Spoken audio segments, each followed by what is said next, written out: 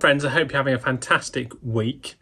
This video is about my 6.4 tips in how to run 100 miles. I've split this down into 6.4 areas. Let's get into it. Number 1, find a race. 2, a good team. 3 is mindset. 4, nutrition. 5, gear. 6 is doing the work. And point 4, I'll tell you at the end.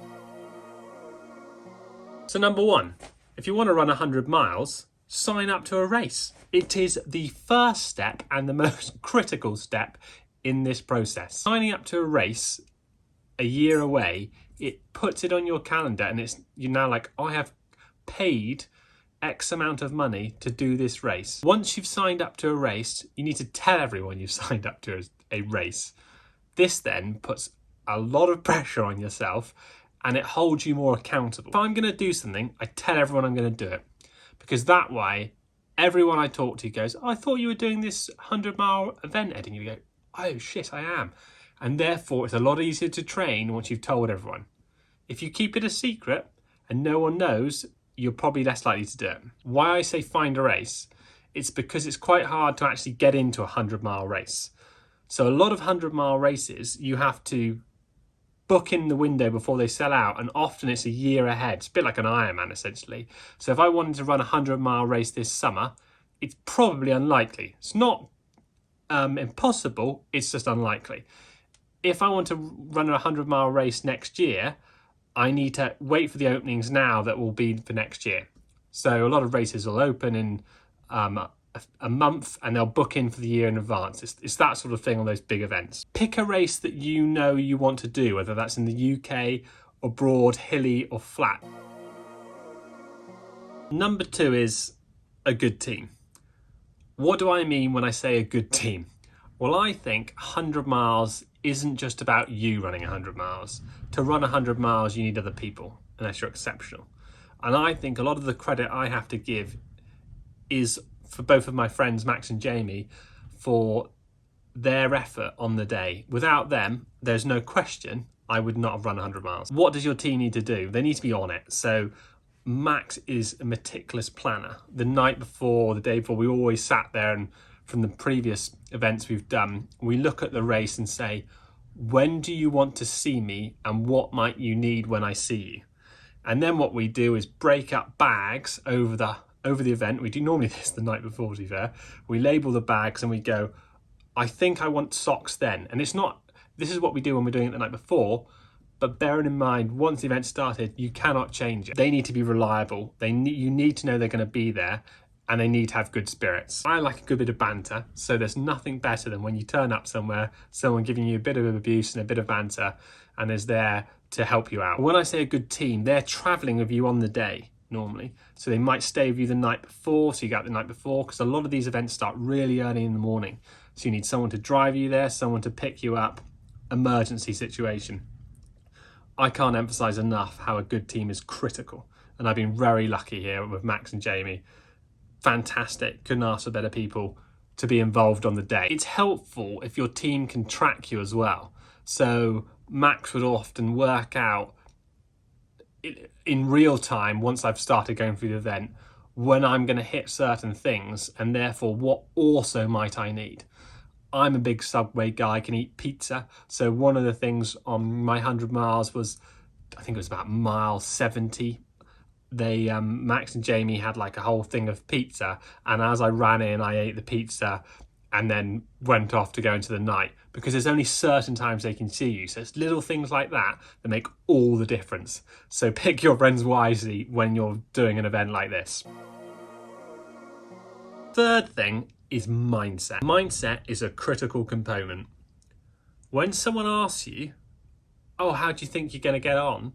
You need to be able to say, there is no question I am going to finish this today. It sounds a bit cocky, but you've got to go into the event saying, I will not quit. I will finish it. If you go into a 100-mile ultramarathon with a seed of doubt in your mind that you won't finish it, I guarantee you won't finish it. I don't think it's cocky to go in saying, I'm going to finish it. There's no question. Hype yourself up. Be your own hype man. When I did it on the day, I had a saying to myself, and I've said this before, and I really did mean it. I'll do it or I'll fucking die there. And that was it. And I used to say that to myself at night at 1 and 2 in the morning. I said, Ed, you will fucking die here or you complete it today. I find the worse it gets, the more I get wired, the more I get tapped in. And then I'm almost enjoy it more, I suppose. But I would say it's critical. Believe in yourself no matter what. If someone else has done it, then so can you. I've seen all types of people running 100 miles, and when you'll go to an event like that, you'll be like, God, they can run 100 miles? The saying, don't judge a book by its cover, is very true for running 100 miles. There was an enormous amount of people who started my race this summer and they didn't finish. And there was people that I thought, they probably won't do very well. Outstanding. So I think it all comes back to mindset again, and you've got to truly believe you're going to finish. It's very hard to beat someone when they believe in themselves. I often say to myself in an event, I didn't come this far to only come this far. Fourth thing is nutrition.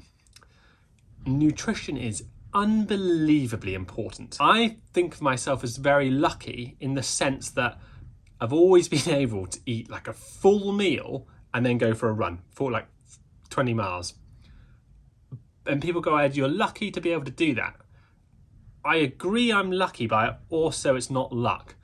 I trained myself to do it. So before I did my 100-mile race, I would eat a meal, and as soon as I'd had the last bit of the meal, trainers on out the door. And it was a bit rough. I've never been sick, touch wood. But I would get used to the feeling of running on food. So every day, I did it without fail every day. And after time, my body just got used to it. It's like, oh, it then knew that we were going to run after a meal. I heard so many reviews and watched so many things of people saying you shouldn't have sugar on a 100-mile race. You should eat this, you should eat that. I think that's just a load of bullshit, to be honest.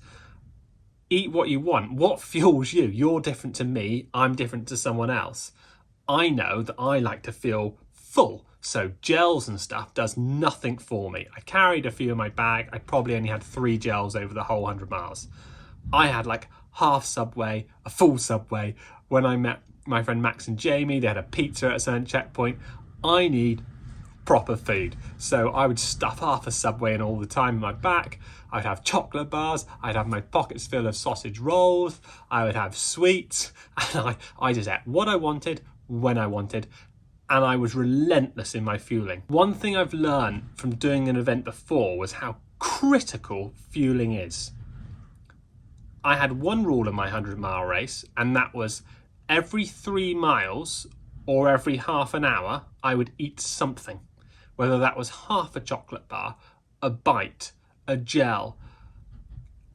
No matter what, even if I wasn't hungry, every 3 miles or every half an hour for the whole 24 hours, so even like 2 miles before the end, I was having food, to be honest. And I think that was one of the critical components on the day. Number 5 is gear. Gear is really important. And I think you should spend money in the right places. What do I mean by that? Before the event, I'd only done one ultramarathon before. It was a 50-mile race. And I knew the importance of good shoes and having good footwear. On the day, a week before the event, I bought a brand new pair of trail shoes, like Hoka Challenger 5s. I think they were Challenger 7s, I forget what they are now. Fantastic shoe, brand spanking new.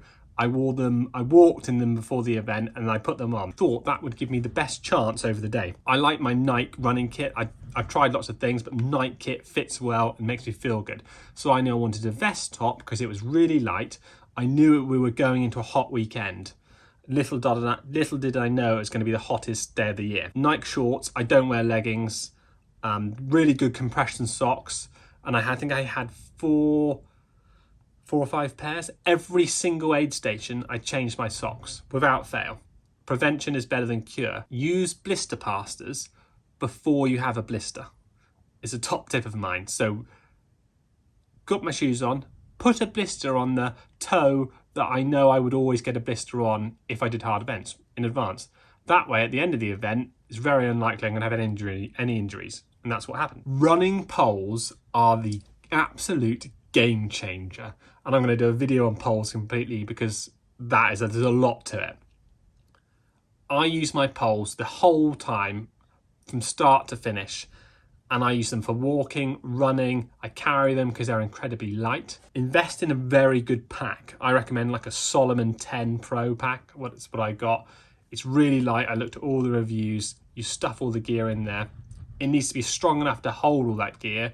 And my phone's quite big. It's like a Pro Max thing, so it weighs a ton. You need something strong. Tip of mine is get bottles without the cupped ends. So I'll try and put a photo up. When you get a Solomon pack, it comes with bottles, and normally they have a cone at the bottom. It's like a plastic shaped cone.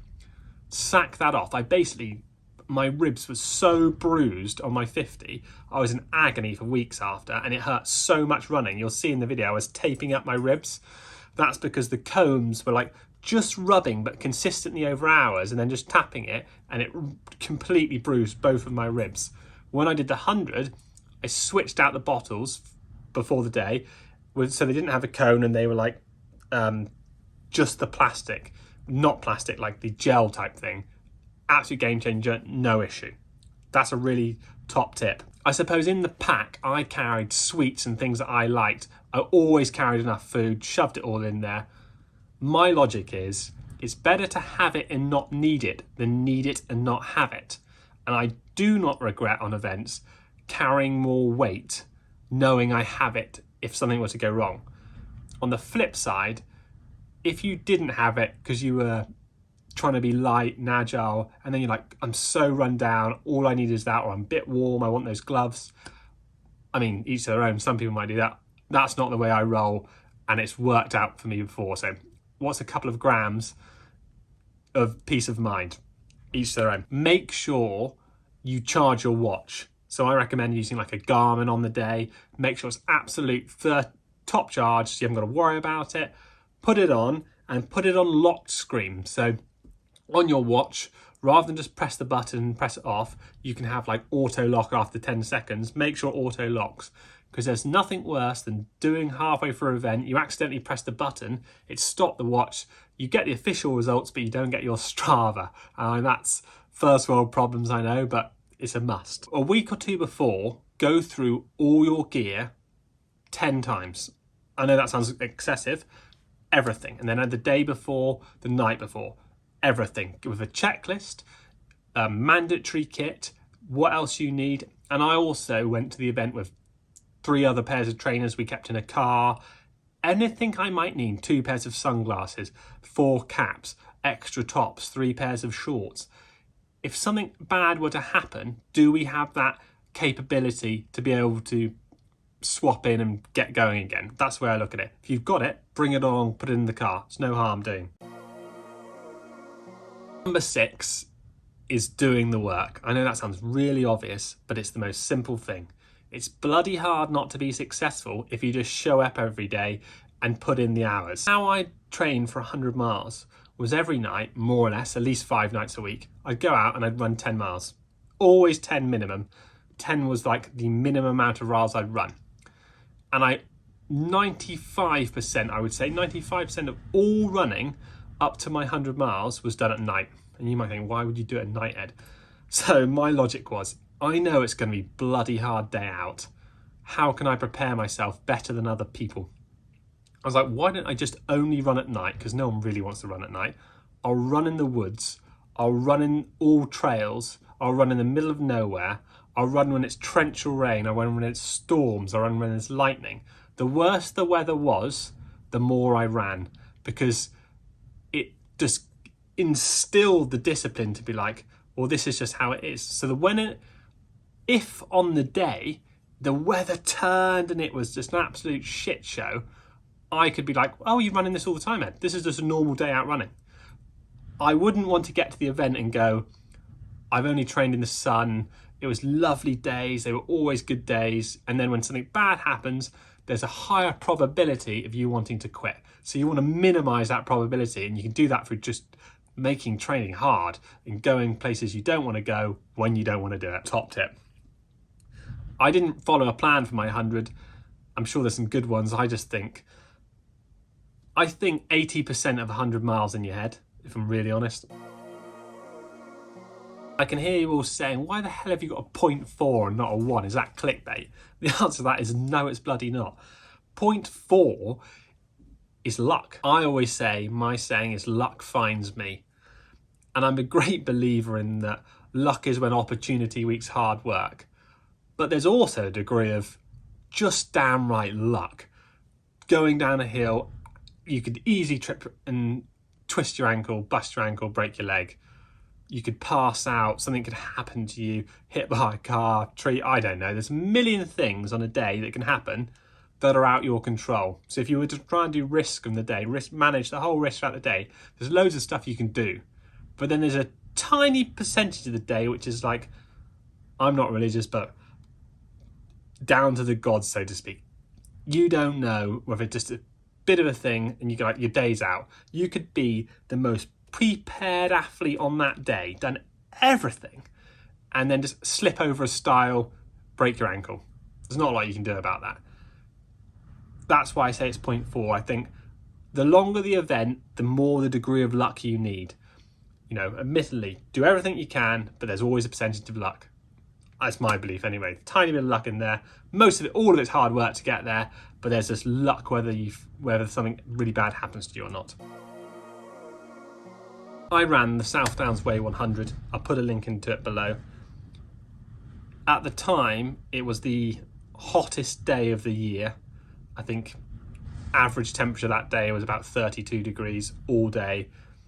Of the 600 and something people that signed up to the event, 339 people turned up on the day. So we all 339 left that start line. 147 people dropped out, and I believe that is the most amount of people that have ever dropped out of the South Downs Way 100 ever.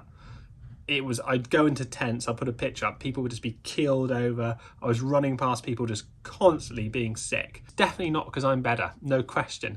It was because I was meticulous on the drinking fluids and eating. So I was smashing. Every aid station, I had no water left. So between, I forget how many aid stations there were. Over the whole event, there's quite a lot. I would drink the entire amount. So if I had 2 litres on me, I would force it down. My goal was I should be peeing constantly. If you're not peeing, even on a hot day, then you're not drinking enough, my logic. It's Ed's math. Just drink as much as you can, pee it out, and eat. In the bottles, I'd have 1 bottle with an electrolyte, 1 bottle of water. And I would drink 1 electrolyte to 1 water, to 1 electrolyte to 1 water. And I would drop in a tablet. I had a pack in my thing, and I just drop one in at every aid station, fill it up, and I was just relentless with that all day, and that's why my body works, and that seems to work for me in extreme heat. And I think a lot of people just genuinely just weren't drinking enough. So I think, do the basics right. I somehow managed to come in the top 10% of the event, and I came 36 that day out of 339. And to be honest, I didn't really feel like I deserved to be 36. I feel like I could have done more in training, but on the day, I feel like I executed well and luck carried me through.